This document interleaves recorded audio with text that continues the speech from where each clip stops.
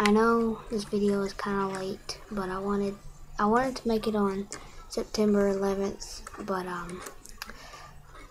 our Wi-Fi went down, so here it is. Past you, followed by an enormous crash and an immediate explosion. I don't think we could feel shock waves, but we sort of felt like we did. And we were in a position where we could see the Trade Center almost immediately between the other buildings. And an enormous fireball that must have been 300 feet across was visible immediately.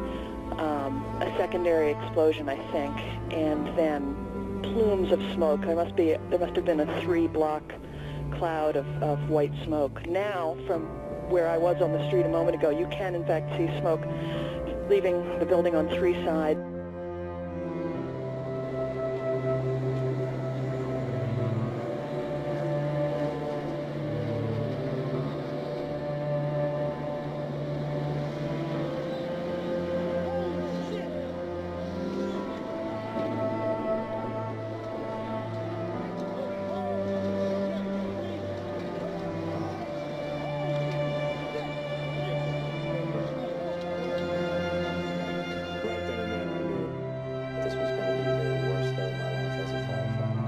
In my years in New York, it was obviously nothing comes close. As a newspaperman, I've seen other horrors, wars, and the earthquake in Mexico in '85, which killed 20,000 people. But that was an act of nature, not of man. The combination of the death, the spectacular event of the 2 skyscrapers collapsing, and the motivations behind it. All those things, I think, made this something that just struck a knife right into the heart of every New Yorker, knowing that we'd never be able to look at our city the same. First of all, it's a surprise on a beautiful day at the center of this powerful nation, which has not been attacked on its own shores or its own land by a foreign power in almost 200 years. So that's a new thing. Secondly, the public focus on this. Never in the history of the world had there been anything even close. There's not really a second place. The second place would probably be the assassination of President Kennedy. Charlie Caraher, a systems analyst for Morgan Stanley, worked on the 68th floor in the South Tower.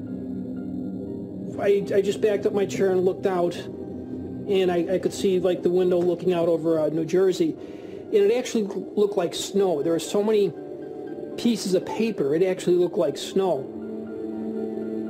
There's a group of about 10 of us standing, looking north towards the Empire State Building, and there was like a lot of smoke. It was almost like clouds, and all of a sudden this person pops out of it, and he just made it look so easy. He seemed so calm. He just like looked to the left, to the right, and then 2 people jumped. And as the lady passed by the window, she made eye contact. You could see through the windows, and that really spooked me. I mean, you can communicate a lot by just, you know, with your eyes. And I had to get away from the window. They started, you know, making a choice, you know, burn to death at 2,000 degrees or jump.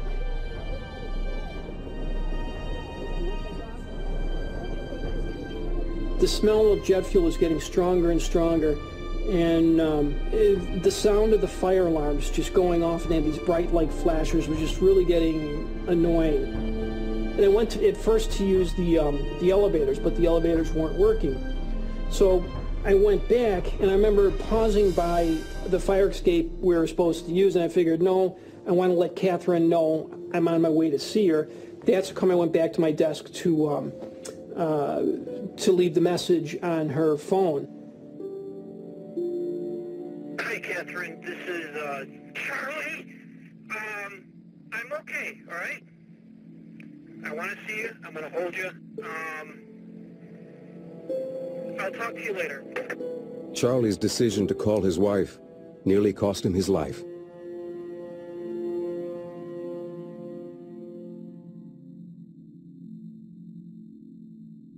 "22 floors above Charlie Caraher was Shimmy Beageleisen, a vice president at an investment management company. Shimmy was making calls to his family to let them know he was okay. The phone rang and it was Shimmy. Ma, don't worry, I'm fine. And I said, please don't waste any time. I know all about it. Get out.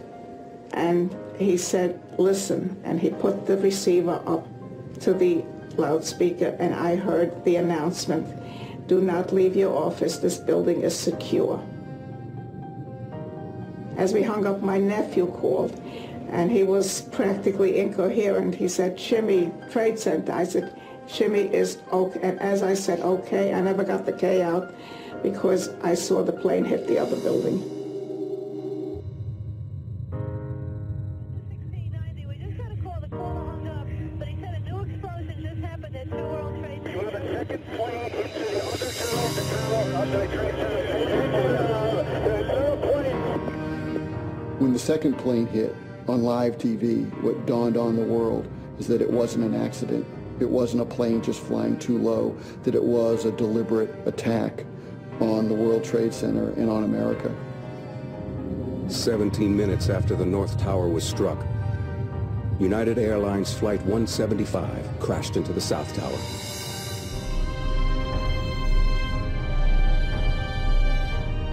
The emergency services were immediately deluged with calls.